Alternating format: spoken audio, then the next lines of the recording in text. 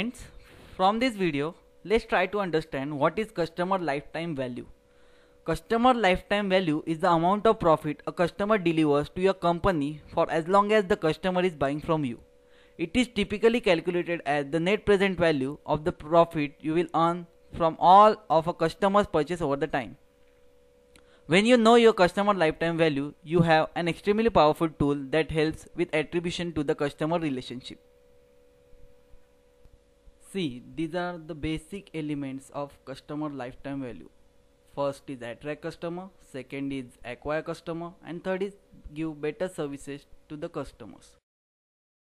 In this picture, you can see customer management cycle, which consists of estimate lifetime value, define segments, define customer strategy, test marketing, continuous improvement, and again it joins to estimate lifetime value. So it is the completed cycle of customer management. This is the customer lifetime value framework, which tells us that maximizing the customer lifetime value is a great way to get a business to broaden its approach from simply acquiring as many new customers as possible, being concerned about how the customer is treated in the long term. Concentrating on lifetime value represent a broader mandate for marketing department than they have historically fulfilled. A firm's action, especially in marketing programs, affect the acquisition of new customers, the retention of existing customers, and whether the existing customer expand their purchases from the firm.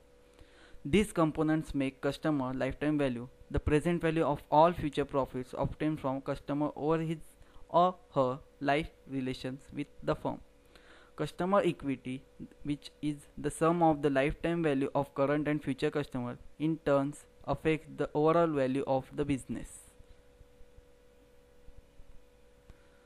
While estimating the lifetime value of your customer, there are several factors you need to consider, including revenue per customer, which includes one of the key drivers of lifetime value is spending rate or the revenue per customer.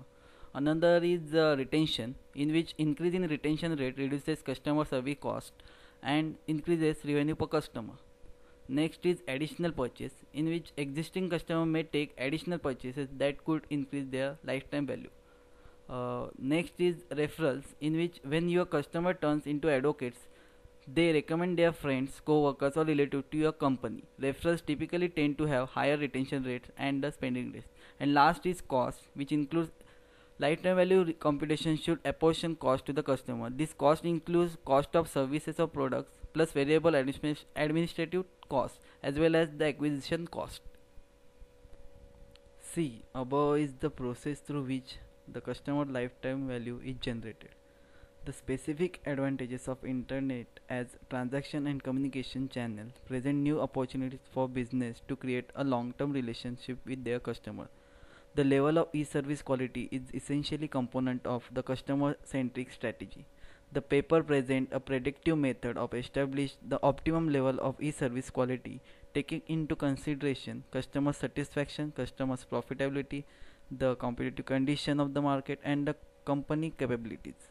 However, the effective use of the method requires the implementation of eCRM systems, the structure around the customer-centric approach. Therefore, the redesign of the company structure and processing using the customer focus philosophy is also assessed in stage-by-stage analysis.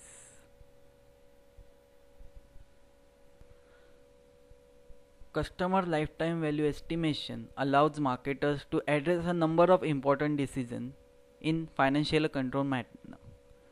How much should invested in acquiring a new customer? Which customers are strategically most important and most valuable? How much should be invested in reactivating or retaining an existing customer? What is the company future profit outlook based on the customer base and its expected future performance? Customer lifetime value should be estimated for an average customer and then broken down by key variables such as age, income, original source, first purchase type, and geography. This information gives a marketer much more specific direction for programs to build the customer base. In the above table, we are looking at a group of 2 lakh Rigway fashion customer over a 3-year period. Let us assume that prior to this time, Rigway Fashions issued a plastic membership card to many of their customers, or with customer permission, recorded the customer's credit card numbers so that they could find out who was buying what, and could store that data in a simple database. This chart is based on the data available on this customer in the database. It does not include other Rigway Fashion customers who pay cash or otherwise cannot be tracked. The first year in the acquisition year of the 2 lakh customers, we are following these specific people over 3 years.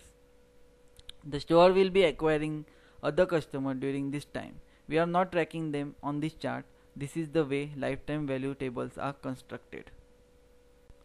You will note that of the 2 lakh customers who are acquired in year 1, only 80,000 of them came back to make purchases in second year.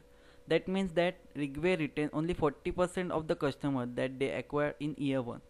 The retention rate is single most important number in a lifetime value table.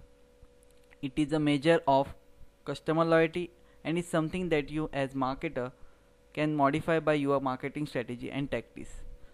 The retention rate is easily calculated by simple formula. Retention rate is equal to year X customer divided by previous year customer.